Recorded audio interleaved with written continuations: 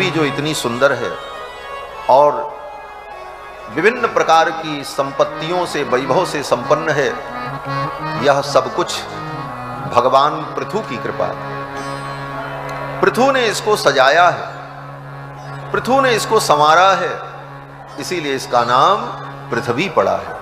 ये धरती का नाम पृथ्वी इसीलिए है कि भगवान पृथु ने इसको सुसज्जित किया और खेती के योग्य, मार्ग के योग्य, घर मकान बनाने के योग्य इस धरती को बनाया।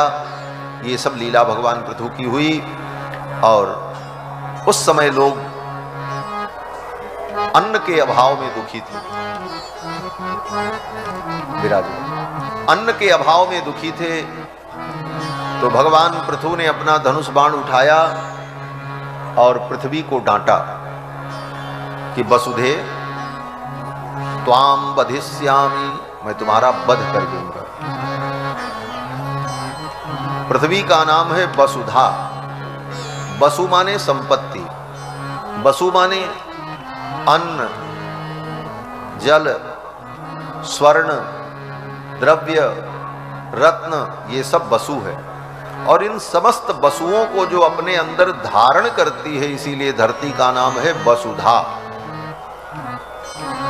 भगवान ने कहा, वसुधे तू सब कुछ अपने गर्भ में छिपा करके रखी है और मेरी प्रजा के लोग भूखों मर रहे हैं। त्वाम वधिष्यामि, मैं तुम्हारा वध कर दूंगा। भगवान नाराज हो गए धरती पर। बोले ये धरती भी तो भगवान की ही है और भगवान की प्रिया है। माधवी देवी, ये भूदेवी भगवान की पत्नी है और पत्नी परम प्रिय होती है, लेकिन भगवान अपनी पत्नी पर ही क्रोधित हो गए। भगवान ने कहा मैं तेरा वध कर दूंगा। क्यों? बोले अपने पुत्रों को दुखी देखकर। पिता अपनी पत्नी से, पुरुष अपनी पत्नी से बहुत प्रेम करता है, लेकिन जब संतान उत्पन्न हो जाती है तो उस पत्नी से ज्यादा प्रेम उस संतान में उसका हो जाता है। फिर वही माँ अगर समय से बच्चे को भोजन न दे तो वो पिता उस पत्नी को डांटता है। कभी कभी तो ऐसा भी होता है, माँ अगर मार दे तो पिता नाराज होकर के उस माँ को ही दंड देने के लिए उद्यत हो जाता है। यही भगवान की करुणा। भगवान ने कहा ये मेरे पुत्र भूखों मर रहे हैं और तू सारे वैभव को छिपा करके रखी। वसुधे त्वाम वधिष्यामि मच्छासन परांगमुखीम, मैं तुझे मार दूंगा। भूदेवी ने कहा आप हमको मार दोगे ठीक है, जब मैं नहीं रहूंगी तब ये तुम्हारे बेटे क्या करेंगे? कभी कभी माँ कहती है ना, बहुत बोलते हो चले जाएंगे तो तुम भी भूखों मरोगे, तुम्हारे बेटे भी भूखों मरेंगे। माँ यही बोलती। भूदेवी ने भी यही कहा। भूदेवी ने कहा कि अगर मैं चली ही जाऊंगी, आप मुझे दंड दे दोगे तो आपके बच्चे क्या खाएंगे और इनको धारण कौन करेगा? भगवान तो बड़े क्रोध में थे। भगवान ने कहा आत्मयोग बलेना हम धारयिष्याम्यहं प्रजा। हे वसुधे सुन ले, मैं अपने आत्मयोग के द्वारा संपूर्ण प्रजा को धारण करूंगा। आत्मयोग क्या है भगवान का? अरे आत्मयोग का मतलब भगवान का संकल्प। भगवान जो संकल्प कर ले वही हो जाता है। भगवान के संकल्प में क्या कमी है? भगवान कहते हैं आत्मयोग बले नेमा धारयिष्याम्यहं प्रजा, मैं अपनी प्रजा को अपने आत्मयोग के द्वारा धारण कर लूंगा, लेकिन तुमको दंड दूंगा। जैसे पत्नी कहती है कि आप हमको बुरा भला कहोगे, मैं चली जाऊंगी, फिर भूखों मरोगे, तुम्हारे बेटे क्या खाएंगे? तो भगवान तो कहते हैं मैं अपने संकल्प से कर लूंगा। आज का पिता कहता ठीक है तुम चली जाओ, मैं दूसरी ले आऊंगा, हम व्यवस्था कर लेंगे, कुछ तो उपाय होगा। तब कहती है अरे नाना, तब पत्नी कहती है कि अब हम चले जाएंगे तो गड़बड़ हो जाएगा। तब वो कहती नहीं नहीं हम नहीं जाएंगे, आप जो कहोगे हम आपकी आज्ञा का पालन करेंगे। उसी प्रकार भूदेवी ने कहा प्रभु आप आज्ञा करें, मैं आपके पुत्रों के लिए सब कुछ प्रकट करने को तैयार हूं। प्रणता प्रांजलि प्राह महि संजात बेपथु, ये धरती कांपने लगी पृथु भगवान के क्रोध से। फिर तो पृथु भगवान ने कहा मेरे पुत्रों के लिए सब कुछ प्रकट करो। भूदेवी ने अपने गर्भ से सब कुछ प्रकट किया। ये जो कुछ धरती पर प्राप्त है, अन्न, औषधि, मधु, सोम, आसव, छंद, ये सब धरती से ही प्रकट हुआ। और भिन्न भिन्न प्रकार से धरती के पयोधर से लोगों ने अपने अपने मन के अनुकूल पदार्थ का दोहन किया। धरती मां गाय बन करके प्रकट हो गई। जब जब धरती सगुण साकार रूप धारण करके आती है तो गाय का ही रूप धारण करके आती है। कहीं भी आप प्रसंग देखो, रावण के आतंक से भी दुखी हुई तो धरती ने गऊ का रूप धारण किया। कंस के आतंक से दुखी होकर के धरती ने गऊ का रूप धारण करके ब्रह्मा जी के पास जाकर के प्रार्थना की। भगवान पृथु के कोप करने पर यह धरती गऊ का रूप धारण करके प्रकट हो गई और धरती ने कहा कि आप अपने बालकों को बोल दें, जो चाहिए मैं दोहन कर ले। और फिर गाय बनी हुई भूदेवी के पयोधर से समस्त वस्तुओं का दोहन किया। ये जितने आज बीज हैं,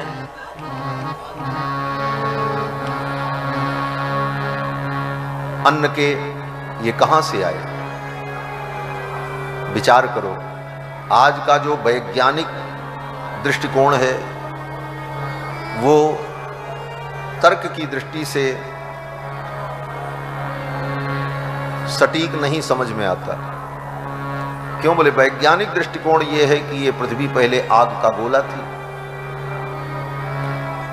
धीरे धीरे ठंडी हुई तो ये पृथ्वी बनी। यही तो पढ़ाते हैं। तो जब ये धरती आग का गोला थी तो आग में तो सब कुछ जल जाता है। आग में कोई भी वस्तु बचती नहीं, सब कुछ जल करके राख हो जाती है। जब ये धरती आग का गोला थी तो इसमें तो सब कुछ जल चुका था। फिर तो राख छोड़ करके और कुछ होना ही नहीं चाहिए। फिर ये बीज कहां से आए? क्योंकि बिना बीज के तो कोई वस्तु आज भी उत्पन्न नहीं होती। प्रत्यक्ष प्रमाण है। गेहूं पैदा करने के लिए गेहूं ले जाके खेत में डालना पड़ेगा तब गेहूं पैदा होगा। धान को खेत में डालेंगे तब धान पैदा होगा। तो जब ये पृथ्वी आग का गोला थी और जब ये ठंडी हुई तो ये बीज कहां से आए? कौन लाया इनको? इसका उत्तर वैज्ञानिक नहीं देते। कहां से बीज आए? और केवल एक दो बीज नहीं, अरबों खरबों वनस्पतियां, अनेक प्रकार की प्रजातियां, अनेक प्रकार की वनस्पतियां ये धरती पर जो हैं ये कहां से आई? इनके बीज कहां से आए? कोई वैज्ञानिक नहीं बता सकता। कल्पना करके ये सिद्धांत बता दें अग्नि का गोला था, ठंडा हो गया, फिर धरती बन गई। चलो ये हम मान लेते हैं थोड़ी देर के लिए कि जीव का विकास हुआ और एक कोशीय जीव से अनेक कोशीय जीव पैदा हुए। कुछ देर के लिए इस बात को तो मान लें, लेकिन इस धरती पर इतने बीज कहां से आए? ये सारी वनस्पतियां कहां से आई? इसका कोई उत्तर नहीं। और प्रश्न तो ये है, इसके बाद एक प्रश्न और भी है। बीज वृक्ष का जो संबंध है, वृक्ष जो है वो बीज से होता है और बीज वृक्ष से होता है।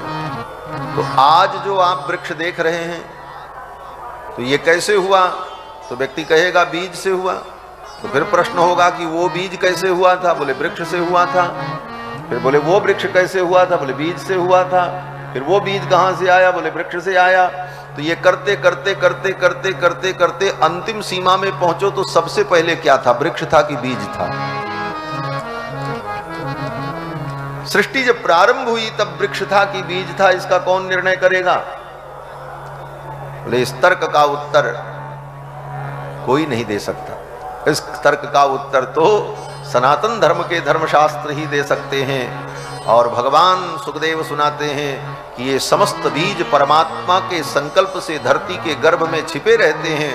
और जब भूदेवी गाय के रूप में प्रकट हुई तो उनके दूध के माध्यम से ये समस्त बीज प्राप्त हुए और फिर लोगों ने उनकी खेती प्रारंभ की। तो पहले बीज आया, बाद में वृक्ष हुआ। यह सिद्धांत तय हुआ। क्योंकि कहीं तो उसको रुकना पड़ेगा।